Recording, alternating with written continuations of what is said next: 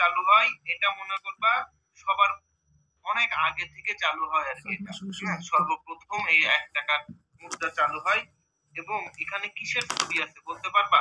হরিণের ছবি আছে, কিন্তু হরিণের ছবি। 1 টাকার কিসের ছবি? হরিণের ছবি। এবং 1 টাকা হবে সর্বপ্রথম চালু হয়। বলো তো 2 টাকায় কিসের ছবি আছে? তোমরা কি 1 টাকা দেখেছো কোনোদিন? হ্যাঁ, আমরা ছোটবেলায় দেখেছি একবার। আমি একবার রাস্তা দিয়ে হেঁটে যাচ্ছিলাম, যাইতে যাইতে 1 টাকার একটা টাকা পাইছিলাম রাস্তায় কুড়ায়া। তা আমি যে এত খুশি হয়েছিলাম, মানে এত আনন্দ আমার লাগছিল, জীবনে ওই আনন্দটা মনে হয় না জীবনে আর কোথাও পাবো আমি। হ্যাঁ, তো যাই হোক, 1 টাকা তুমি পাইছিলাম আমি, ঈদের খুশি। হ্যাঁ রিয়েলি। আর তখন তো 1 টাকায় অনেক কিছু পাওয়া যেত। 1 টাকায় মনে করো যে মালাই আইসক্রিম ছিল, রাস্তায় বিক্রি করতো নারকেলের মালাই দিয়ে যে আইসক্রিম গুলা, এমন কাঠিয়ালা একটা লোক আসতো আর কি। মালাই এই লম্বা লম্বা পেপসি পাওয়া যাইতো, কালো পেপসি, কালো লাল রঙের লম্বা লম্বা পেপসি। 1 টাকায় পাওয়া যাইতো তোমার কি, চকলেট পাওয়া যাইতো, চকলেট। হ্যাঁ, চকলেট পাওয়া যাইতো মনে করো 12-13টা করে। হ্যাঁ, এই যে কালো ঝাল মিষ্টি চকলেট, হ্যাঁ এইগুলা পাওয়া যেত। ভাইয়া তো আদিম কালের, আদিম কালের না রে, আদিম কালের না। পাইছি আমরা, ওই তো ওরাও পাইছে 4টা নিমকি বিস্কিটও। হ্যাঁ, নিমকি বিস্কিট পাওয়া যেত 4টা। এখন তো ঢাকায় তো সেগুলা মনে হয় 10 টাকা। কিছু কিছু জায়গায় ওই নিমকি বিস্কিট 10 টাকা করে বিক্রি হয়। পল্লিস গোল্ড, আরে ভাই কইও না। আর কি যা পাওয়া যাইতো আর কি। যাই হোক, অনেক কিছুই পাওয়া যেত 1 টাকা। ওই 1 টাকা হরিণের ছবি। 2 টাকায় থাকে কি বলতো? 2 টাকায় পায় শহীদ মিনার, জাতীয় স্মৃতিসৌধ। 5 টাকায় কি থাকবে? 4 টাকা তো নাই, এটা বাদ নাকি? 5 টাকায় থাকবে কুসুম্বা মসজিদ। এখন তো 5 টাকাও দেখা যায় না। 10 টাকা সর্বনিম্ন। কিছুদিন পরে দেখবা যে বাংলাদেশের সর্বনিম্ন মুদ্রা হচ্ছে 5 টাকা, সরি 10 টাকা। যে একবার আব্দুল মুহিত বলেছিল একদিন 5 টাকা নাকি তারে দেখাইছিল, দেখানোর পরে তিনি নাকি বলেছিল এটা কি বাংলাদেশের মুদ্রা? তাহলে চিন্তা করো। হ্যাঁ, আব্দুল মুহিত বলেছিল রাবিশ, এটা কি বাংলাদেশের মুদ্রা? আরে ঘোড়ার ডিম। তা কত সালে? 15 না 17 সালের দিকে বলেছিল। সেই রাবিশ নাকি এখন খোঁজ খবরও নেয় না কেউ। যাই হোক, এখন আল্লাহর মায় দুনিয়ার বাইর না রে ভাই, ওদিকে না যে আমরা। তাহলে এইগুলা হচ্ছে কি 1 টাকা আমাদের মুদ্রা। এটা কিন্তু ভেরি ভেরি ইম্পর্টেন্ট একটা কোশ্চেন। হ্যাঁ, এখন আর একটা জিনিস আছে, যেমন 1 টাকা ধাতব মুদ্রা। বলতে পারবে 1 টাকা ধাতব মুদ্রা কবে চালু হয়? 1 টাকা ধাতব মুদ্রা 1993 সালে চালু হয়। এই যে 1 টাকার ধাতব মুদ্রা, মনে রাখবা কত সালে? 1993 সালে। হ্যাঁ, মনে রাখো এটা। এটা একটু আসতে পারে, এটা একটু মনে রাখো ভাই। 2 টাকা কিসের ছবি? 2 টাকার ছবিটা জানো না? কেন্দ্রীয় শহীদ মিনার ও জাতীয় স্মৃতিসৌধ। দেখছো? এগুলা কিন্তু কোশ্চেন আসে, রিয়েলি। এগুলা কিন্তু মানে কেন্দ্রীয় শহীদ মিনার ও জাতীয় স্মৃতিসৌধ সর্বশেষ কোন মধ্যে? 100 টাকার নোট চালু হয়েছে। ধাতব মুদ্রা তো 5 টাকার। সর্বশেষ 1000 টাকার নোট, সেটা হচ্ছে 2008 সালে। সর্বশেষ 1000 টাকার নোট, 1000 টাকার নোট, এটা চালু হয় কত সালে? 2008 সালের কত তারিখে যেন পড়ছিলাম? হ্যাঁ, অক্টোবরের 27, 27 28 29 27 অক্টোবর। এটা 27 28, হ্যাঁ 27। এই যে 27 অক্টোবর আর কি। পরীক্ষার হলে টাকা নিয়ে যাওয়া যাবে। হ্যাঁ, মানি ব্যাগ নিতে পারবা না, কিন্তু টাকা নিয়ে যাইতে পারবা, এই আর কি। আচ্ছা যাই হোক, এখন চলে আসো বাংলাদেশের বীমা প্রতিষ্ঠান তো বললাম, এগুলো একটু দেখে নিবা। নেক্সট আমরা এনজিও। এনজিও বাংলাদেশের সবচাইতে ক্ষুদ্র এনজিও আছে। এনজিও বাংলাদেশের এবং বৃহত্তম, এটা ভেরি ভেরি ইম্পর্টেন্ট একটা লাইন। সেটার নাম কি? সেটা বাংলাদেশের বৃহত্তম এনজিওর নাম কি? ব্রাক। এটা আবার আরো মজার বিষয়, এটা বিশ্বের বিশ্বের বৃহত্তম। অনেক মজার বিষয় না একটা? ফজলে হাসান আবেদ ব্রাক প্রতিষ্ঠা করে গিয়েছে। আমরা হয়তো বা ব্রাকের ডিমান্ড দেই না, কিন্তু আসলে ব্রাকের কিন্তু সেই ডিমান্ড। তোমরা জানো কিনা জানি না, ব্রাক কিন্তু বিশ্বে অন্যান্য। তাহলে এগুলো পড়ে কি হবে? কেন পড়ে কি হবে মানে বেটা? পড়তে হবে না? এমা কেন পড়বা না রে ময়না? পড়তে হবে রে ভাই। ডাক্তার হয়ে গেলে তো একটু বিনা চিকিৎসা করবা না? এই যে পড়াইতেছি কষ্ট কইরা, কোনোদিন ভাইদের কি কোনোদিন বিনা চিকিৎসায় পড়বা? গেলে তো আরো বেশি টাকা নিবা, বলবে এই আমারে পড়াইছে কষ্ট কইরা, এর কাছ থেকে 2000 টাকা ভিজিট। যাই হোক, এখন ব্রাকের পূর্ণ রূপ এসেছিল একবার, ব্রাকের একটা পূর্ণ রূপ এসেছিল, বলতে পারবা ব্রাকের পূর্ণ রূপ কি? এনজিও প্রতিষ্ঠান ব্রাক, BRSE, মনে থাকবে তো, BRSE। এটা ফুল লিখতেছি না, কিন্তু বলে দিচ্ছি, পরে তোমরা দেখে নিবা। Bangladesh rural advancement committee, Bangladesh rural advancement committee, এটাকে বলা হয় ব্র্যাক। অর্থাৎ এই ব্র্যাক তোমার প্রতিষ্ঠিত 1972 সালে ফজলে হাসান আবেদের প্রতিষ্ঠা করে।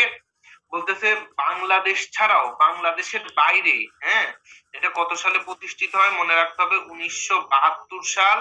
বাংলাদেশ ছাড়াও অন্যান্য 10টি দেশে এটার পরিচালনা আছে, 10টি দেশে এদের কাজ পরিচালনা করে ব্রাক। যেমন কি আছে, সিয়েরা, দক্ষিণ সুদান, লাইবেরিয়া, আফগানিস্তান, উগান্ডা, পাকিস্তানেও আছে ব্রাক। হম, পাকিস্তান, মিয়ানমার, নেপাল, ফিলিপাইন, হ্যাঁ, এইগুলা কিন্তু সব এই ব্রাক থেকে নেওয়া এবং অন্যান্য দেশের আইডল ধরা হয়, এই আর কি। আর একটা আছে এনজিও প্রতিষ্ঠান, আর একটা এনজিও প্রতিষ্ঠান কি আছে, আইসিবি নামে একটা ইনভেস্টমেন্ট কর্পোরেশন অফ বাংলাদেশ, এটাও আছে আর কি। এই যে আইসিবি, কই এটা, না দেখা হয় না, তা আইসিবি টা তো দেখে নিবা। এনজিও প্রতিষ্ঠান অত বেশি না, তবে ব্রাকটা অনেক ইম্পর্টেন্ট, সারা বিশ্বের মধ্যে সবচাইতে ক্ষুদ্র প্রতিষ্ঠান ব্রাক, নাকি আমরা এটা জেনেছি। তারপরে চলে আসবো যেমন যোগাযোগ ব্যবস্থা, যোগাযোগ ব্যবস্থার ভেতরে আছে ওই যে রেলপথ, স্থলপথ, এইগুলা না, এইগুলা দেখার একটু জাস্ট চোখ বুলাবা, দেখবা কি কি, আমি এটা একটু বলে দেই, দেখবো কি কি দেখবো আমরা, তাই না? এই এটা অনেক ইম্পর্টেন্ট আছে, কিন্তু তোমরা তো আবার দেখি যে বাইরে যাও, বাইরে যাও কেন, বুঝলাম না।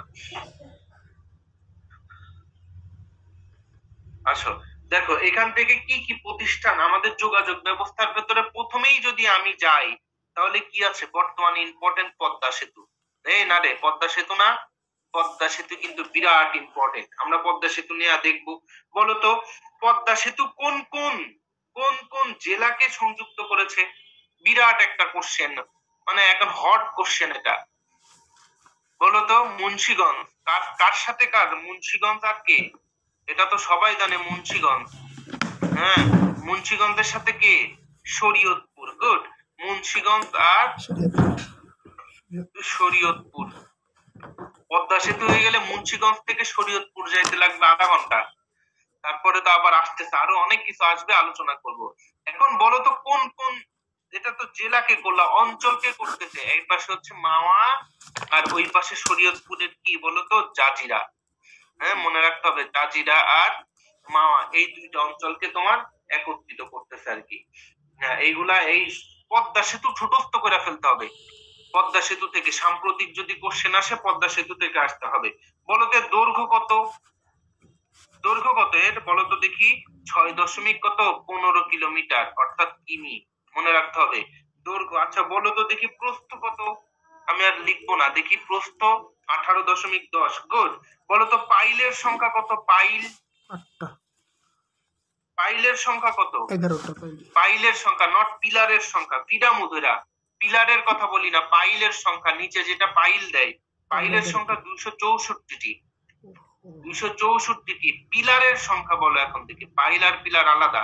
পিলারের সংখ্যা কয়টা, পিলার 41টা না, কয়টা, 41টা না, 42টা। এই তো শান্ত, সীমান্ত, রাজীব, সুলাইমান, জাকির, মামুন, হ্যাঁ, অর্থাৎ পিলারের সংখ্যা কয়টা, 42। এখন স্প্যান বলো কয়টা, স্প্যান, এই যে চলে আইছো, স্প্যান আর পিলার দেখো, তোমরাই যদি ডাল খিচুড়ি পাহাইলা এখনই, ওইখানে গিয়া তুমি জগা খিচুড়ি পাকাইবা, যে আমরা কি করতেছি, স্প্যানের জায়গায় দিছি পিলার, যখন টিক দিয়া বাসায় আসা ওরে তাক দিনাদিন নাচবা, সেদিকে কোশ্চেন আইছে পিলার, জায়গায় আইছো স্প্যান, তাইলে কি হইব? হ্যাঁ, হইব না।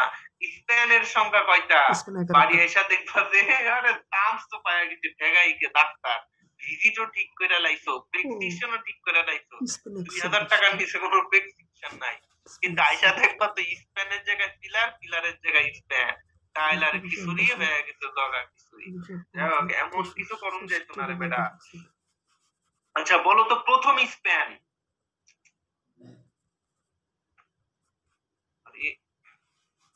বললাম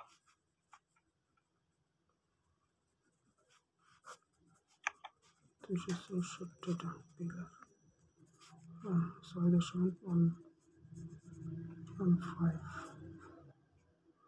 প্লাস 6.1 প্লাস কিলোমিটার।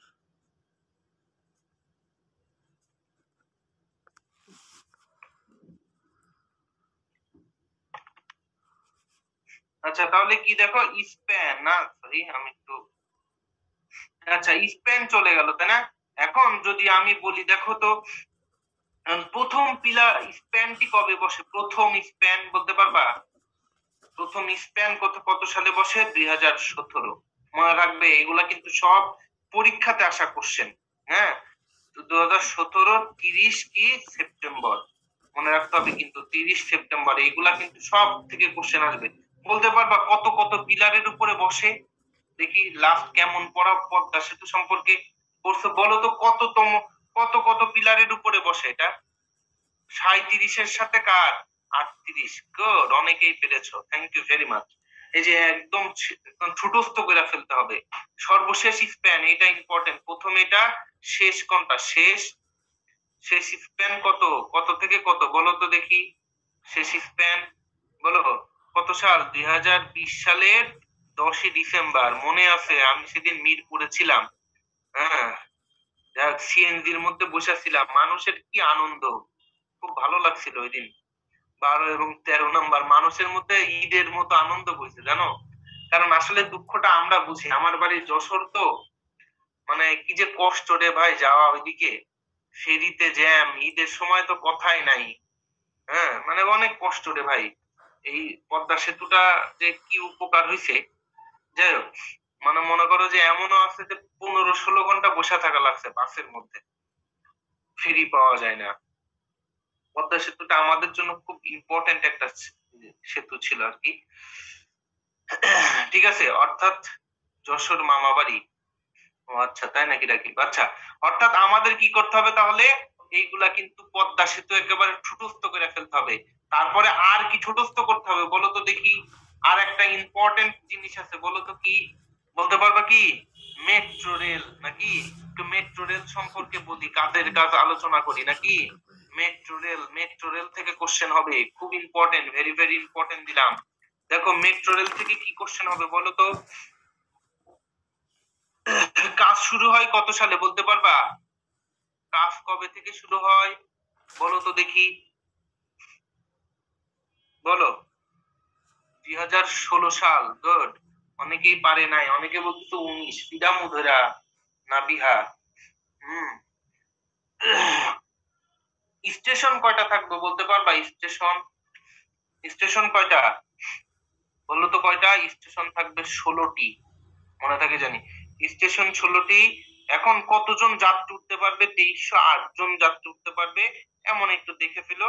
আর একটা আছে ঢাকা মাওয়া, এই যে ঢাকা মাওয়া এক্সপ্রেস হাইওয়ে, ঢাকা মাওয়া ভাঙ্গা এক্সপ্রেস হাইওয়ে।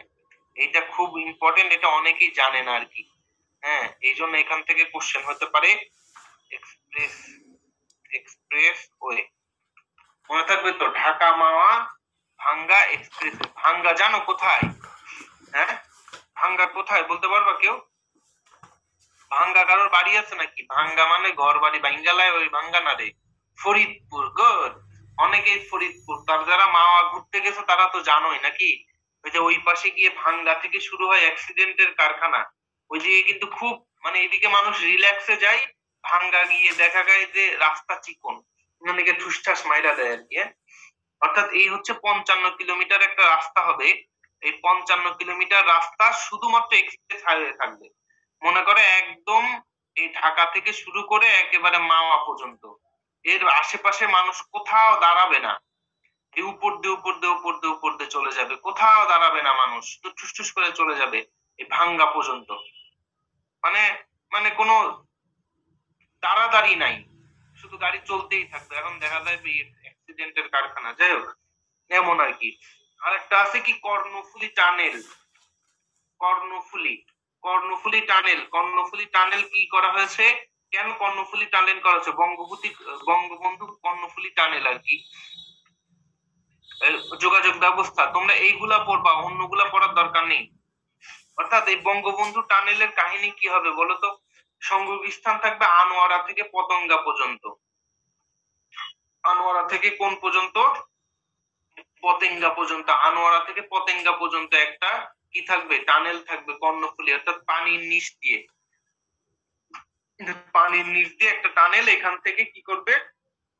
গাড়ি যাতায়াতের জন্য ব্যাপক আর কি সুবিধা হবে আর কি। যারা তোমার এতে আছে, ওই যে তোমার আহ চিটাগাং আছে, তাদের জন্য বিশাল সুবিধা আর কি কর্ণফুলী টানেল। এটা পড়বা তাহলে। ভেরি ভেরি ইম্পর্টেন্ট পার্ট দিয়েছি কি কি যোগাযোগ ব্যবস্থায়।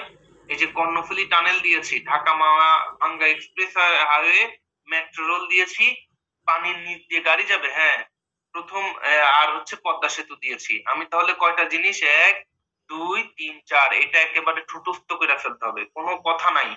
যেখান থেকে পারো, যে অবস্থায় পারো এখানে থাকবে। আর যে কক্সবাজার টেকনাফের মেরিন ড্রাইভ, এটা থেকে আসার কথা নাই। কদমতলি কলাতলি থেকে টেকনাফ, এটা তো গেছই, অনেকেই ঘুরে ঘুরে বেরিয়েছে। হ্যাঁ, পানির নিচ দিয়ে গাড়ি যাবে, হ্যাঁ এটা তুমি জানো না ইমা? ইমা একটু এতে সার্চ দিবা কর্ণফুলী টানেল, দেখবা যে প্রায় অর্ধেক রাস্তা মনে হয় হয়ে গেছে আর কি। যে পানির নিচে বিভিন্ন ধর রাস্তা তৈরি করা হচ্ছে গাড়ি যাওয়ার জন্য। ওটা ওর এক থাক থেকে অন্যদিকে চলে যাবে, ওই যানজট নিরসনের জন্য আর কি। আচ্ছা যাক, এটা হচ্ছে ছিল আমাদের যোগাযোগ ব্যবস্থার 4টা পার্ট। আমি ইম্পর্টেন্ট বলেছি, এই 4টা পার্ট তোমরা খুব সুন্দরভাবে দেখে ফেলবা, ঠিক আছে? আর কোনো কথা নাই, এগুলো খুব ভালোভাবে দেখতে হবে। নেক্সট আমরা যোগাযোগ ব্যবস্থার ক্ষেত্রে এই যে এখানে জিকে বই স্লাইডের সাথে মিলে না, অনেক কিছুই নাই। আমি তো কি বললাম তোমাদের, বই এবং স্লাইডের সাথে তো এগুলো তো আছেই, তোমরা পড়বা, বুঝো নাই? স্লাইড এবং বই এগুলো তো তোমার কাছে আছেই, তুমি দেখলেই পড়তে পারবা। কিন্তু যে বিষয়ের সূত্র থেকে এখানে এসেছে, ইম্পর্টেন্ট কিছু বিষয় আমি এখানে লিখে দিচ্ছি আর কি। হ্যাঁ, এটাই আর কি মূল আর কি। এই অক্সিজেন সাপ্লাই আরাফাত, এটা কি গাড়ি একটা পানির নিচে নাম্বার তুলছি করে চলে যাবো না?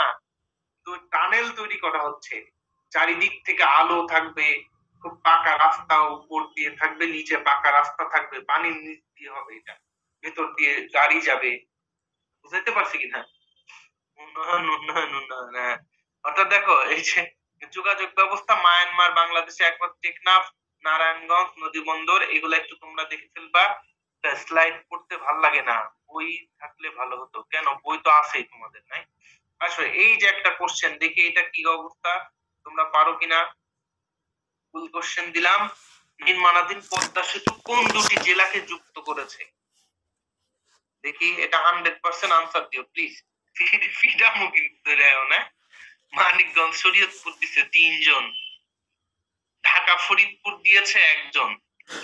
ফরিদপুর তো এখানে আসতেছে কেমনে? ঢাকা ফরিদপুর হয় আর কি।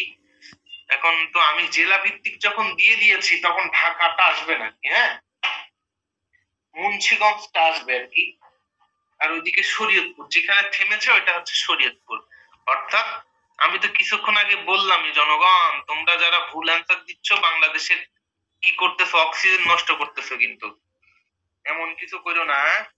ভালো কনসেন্ট্রেশন দাও, স্টপ শেয়ারিং। দেখো 95% কারেক্ট হয়েছে, সবাইকে অনেক ধন্যবাদ।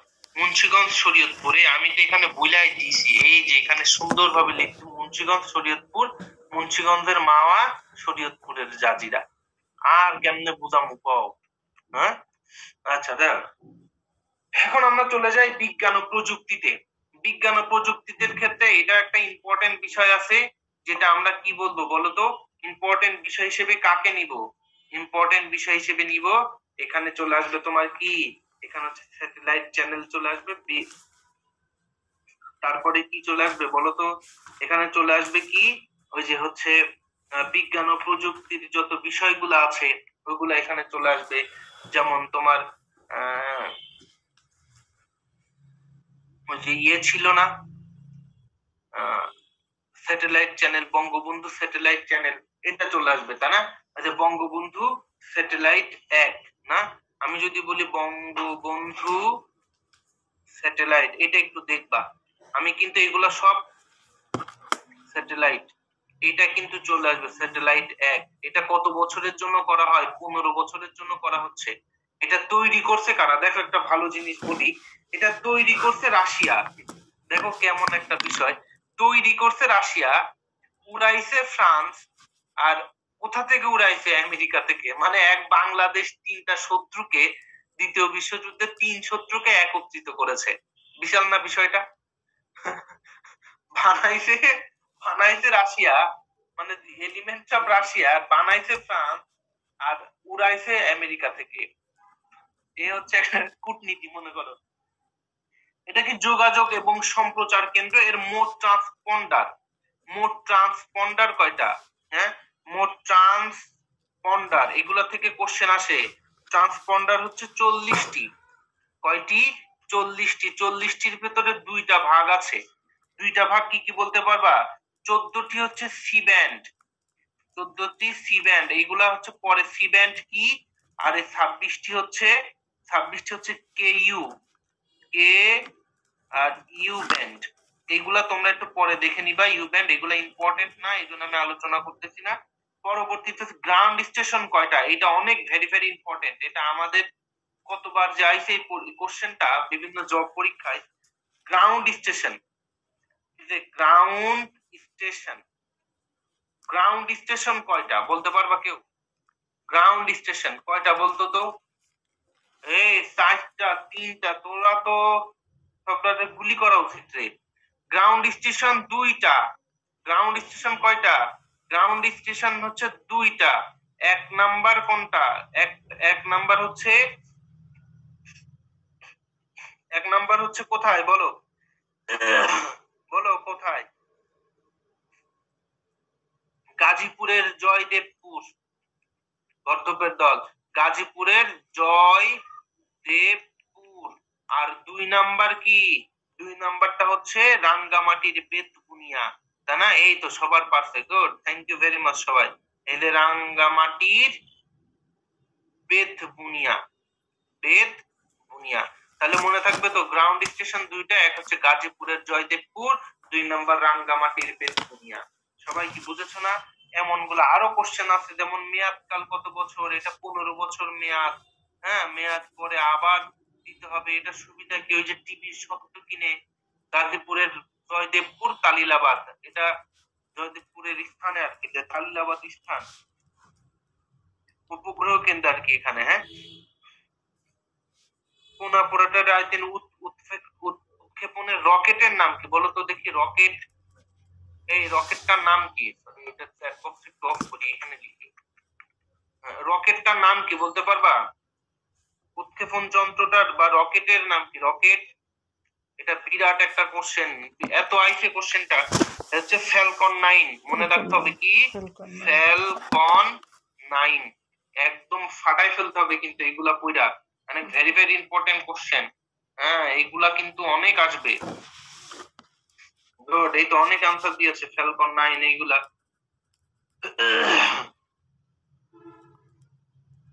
ওই যোগাযোগ ব্যবস্থার ক্ষেত্রে যে ডাক বিভাগটা দেখবা, স্লোগান কি? ডাক বিভাগের স্লোগান কত বছর এসেছিল? কোশ্চেনটা বলতে পারবা? ডাক বিভাগের স্লোগান কি?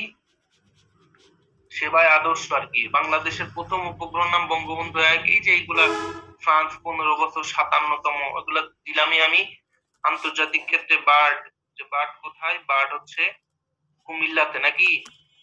আচ্ছা, এটা আখতার হামিদ খান, এটা নায়েম সত্যেন সেন, এগুলা একটু দেখে ফেলবা। পরবর্তীতে আমরা যে বিষয়টা দেখবো সেটা হচ্ছে চলচ্চিত্র স্থান বা চলচ্চিত্রের ক্ষেত্রে কি হয়, এগুলো আর কি। নজরুল মঞ্চ, এই যে একাডেমি চলচ্চিত্র, চলচ্চিত্রের ক্ষেত্রে পড়তে পারবা। যেমন সত্যজিৎ রায়, বর্তমান সত্যজিৎ রায় কোন ছবির জন্য নোবেল পুরস্কার পেয়েছিল বলতে পারবা?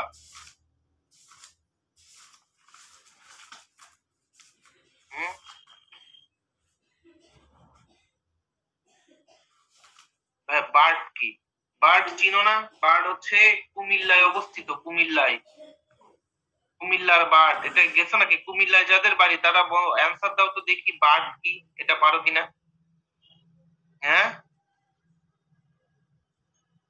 বার্ড কি? এটা পারো না? Bangladesh academy for rural development, এটা পড়ো নাই না?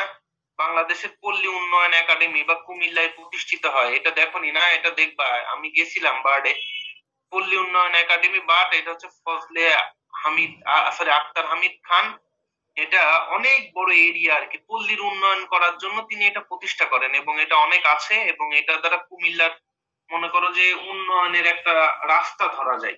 হুম, মানে এটা একটা, কুমিল্লা একটা সময় অনেক অনুন্নত অঞ্চল ছিল, কিন্তু এই বাট আসার পর থেকে মনে করো যে ব্যাপক উন্নতি শুরু করেছিল।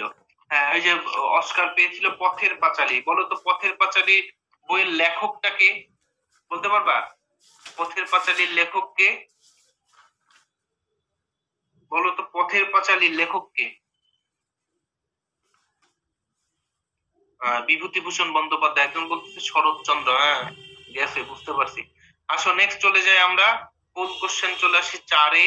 কোন কোশ্চেন 4 যেটা ছিল, ঘুম, কি জানি বললাম, হ্যাঁ, ঘুমধুম সীমান্ত কোন জেলায় অবস্থিত? দেখি এটা ভুল করবা আর কি, বুঝতে পারছি, তাও তোমরা দাও দেখি। ঘুমধুম সীমান্ত,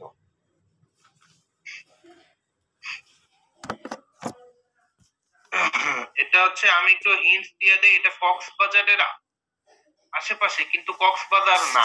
তাহলে আর বাকি 3টা অপশন আছে, বলো দেখি। বুঝলা দিলাম, তাও কি করব?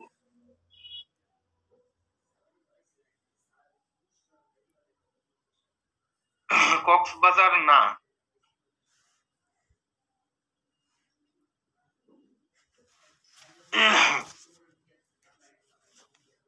আর দেয়া যাবে না, অনেকেই বলতেছে রাঙ্গামাটি, আসলে এটা রাঙ্গামাটি না, এটা আমি শেয়ার করব না। এটা হচ্ছে বান্দরবনে। হ্যাঁ, এটা কোথায়? এটা বান্দরবনের একটা সীমান্তবর্তী জেলা, এটার নাম হচ্ছে ঘুমধুম। নেক্সট চলে যায়, এখানে হচ্ছে আমাদের গণমাধ্যম বা আমাদের বাংলা একাডেমি ক্ষেত্রে নৃত্যের নাম কি, জারি, ময়মনসিংহ অঞ্চলের গান, এগুলো একটু তোমরা দেখে ফেলবা। এগুলো একটু দেখবা। নৃত্য কি, কোন দেশের কোন অঞ্চলে বাংলাদেশের নববর্ষ কোন সনের প্রথম দিনে পহেলা বৈশাখ এটি প্রবর্তন করেন সম্রাট আকবর? 31 দিনের মাস 5টি রয়েছে, 5টি, এগুলো একটু দেখো। ইউনেস্কো গানের বিন্নীত মানবতার ধারক বলা হয় বাউলকে। এইগুলা থেকে তোমাদের কোশ্চেন আসার সম্ভাবনা আসলে খুবই কম। তারপরে একবার করে দেখে যাবা। হ্যাঁ, তোমরা এগুলা একটু পড়বা, যে এগুলা একটু দেখো। হুম, এগুলা থেকে কোশ্চেন আসে না তোমাদের একবার বলতে গেলে, তারপরে একটু দেখো আর কি। সংবাদপত্র, নেক্সট চলে আসি আমি, যেটা সংবাদপত্র। এখন এই সংবাদপত্র থেকে কোশ্চেন আসে, সংবাদপত্র থেকে। যেমন বাংলাদেশের প্রথম সংবাদপত্র, যেমন পৃথিবীর প্রথম সংবাদপত্র কত সালে? বলতো পৃথিবীর, বলতো দেখি, পৃথিবীর প্রথম সংবাদপত্র কি, কোনটা সংবাদপত্র? এটা ইম্পর্টেন্ট মোটামুটি, কিন্তু অত বেশি না। বলতো কত সালে, কোথা থেকে প্রকাশ করা হয়? আমি বলি জার্মানি থেকে। কোথা থেকে? জার্মানি থেকে। কত সালে বলতে পারবা? এটা 1560 সাল। 1560 সাল, জার্মানি থেকে। বুঝতে পারছো? এই হচ্ছে প্রথম। তারপরে 1702 সালে ইংল্যান্ড থেকে প্রকাশিত হয় দৈনিক পত্রিকা। এরপর উপমহাদেশ থেকে 1795 সালে পত্র পত্রিকার প্রথম সেন্সার চালু হয়। এই যে এইগুলা আর কি, তোমরা একটু দেখে নিও। বলতো বেঙ্গল গেজেট প্রথম, এই যে বাংলার বলতেছে সংবাদপত্র পত্রিকার বিষয় বেঙ্গল গেজেট ছিল সাপ্তাহিক, জেমস অগাস্টাস হিকি। এটা তো মুখস্থ করছি যখন অ্যাডমিশন টেস্ট দিছিলাম, কিন্তু ঘোড়াটির পরীক্ষা একটাও আসে নাই। দেখো, 29 জানুয়ারি 1780 সালে উপমহাদেশের প্রথম সংবাদ পত্রিকা। এটা একটা ভেরি ভেরি ইম্পর্টেন্ট লাইন, এটা একটু দিও। উপমহাদেশের বাংলা ভাষার প্রথম পত্রিকা হচ্ছে দিগদর্শন মাসিক। এটা হচ্ছে একটা মাসিক পত্রিকা ছিল। এটা হচ্ছে জন ক্লার্ক ম্যাক্সম্যান ছিল। এপ্রিল 1818 সালে উপমহাদেশে বাংলার প্রথম সংবাদ পত্রিকা। এই যে ইম্পর্টেন্ট। সমাচার দর্পণ সাপ্তাহিক পত্রিকা, জন ক্লার্ক ম্যাক্সম্যান। 23 মে 1818 সালে বিদেশি সম্পাদনায় বাংলায় প্রথম সংবাদপত্র এটা। সংবাদ প্রভাকর, এই যে বেঙ্গল গেজেট তো গেছে, সংবাদ প্রভাকর ছিল। সংবাদ কৌমুদি আছে। হ্যাঁ, দৈনিক ঈশ্বরচন্দ্র গুপ্ত এত সালে বাংলায় প্রকাশিত প্রথম প্রকাশিত পত্রিকা। অর্থাৎ এইটা দেখলেই হবে, তোমাদের আর কোথাও যাইতে হবে না, শুধু এইটা দেখবা। এই যে এইটা, এই 4টা এছাড়া কিন্তু সংবাদ কৌমুদি আছে, সমাচার চন্দ্রিকা আছে, সংবাদ প্রভাকর আছে, সমাচার জ্ঞানান্বেষণ আছে, রংপুর বার্তাবহ 1847, ঢাকা প্রকাশ। বঙ্গদর্শন 1872, এইগুলা কিচ্ছু দেখতে হবে না, তুমি শুধু এই চারটা দেখবা। মেডিকেলের জন্য এই চারটা শুধু একটু মনে রাখার চেষ্টা করবা, আর কিছুই তোমাকে দেখতে হবে না, এটা অনেক ইম্পর্টেন্ট। হ্যাঁ, এখন চলে আসে বাংলা সাহিত্যের ইতিহাস। এটা থেকে কোশ্চেন অত বেশি আসে না, তা আমি বলে যাই বাংলা সাহিত্যের ইতিহাসের যুগ তিনটা। একটা হচ্ছে প্রাচীন যুগ, একটা হচ্ছে মধ্যযুগ, একটা ছিল আধুনিক যুগ। সরি, এই যে আধুনিক যুগ। Yeah. আর এখানে একটা অন্ধকার যুগ নামে একটা যুগ ছিল, সেটাকে বলা হয় অন্ধকার যুগ। কেন বলা হয় অন্ধকার যুগ? বলা হয় 1201 থেকে 1350 খ্রিস্টাব্দ পর্যন্ত। কেন এটাকে অন্ধকার যুগ বলা হয়? কেননা বাংলা সাহিত্যের কোনো কিছুই লেখা হয়নি এখানে। 1201